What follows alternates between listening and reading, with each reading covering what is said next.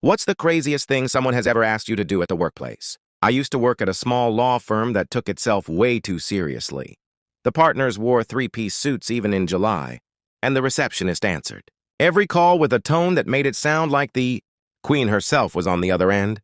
We handled mundane contracts, zoning issues, and the occasional neighborhood dispute that spiraled into a lawsuit over who owned a lemon tree. One day, we got a client named Mr. Harold Cheston, a retired man with too much money, too much time, and apparently too little to worry about. He arrived in a pristine white suit, carrying a folder labeled Personal Air Rights. We assumed it was some property or development complaint. Nope. Harold wanted to sue his neighbor for stealing his air conditioning. Let that sink in.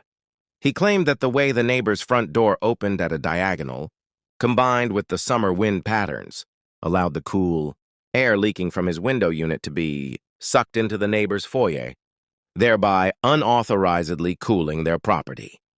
His demands were clear. Install a windproof barrier between the properties, force the neighbor to pay a monthly cooling compensation, and require the neighbor to write a formal apology for parasitic air theft. We tried to reason with him, we really did. Our paralegal even Googled wine flow physics.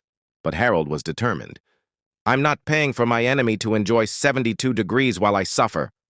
Eventually, one of the junior partners, who hadn't yet learned how to say no to absurdity, agreed to draft a cease and desist letter.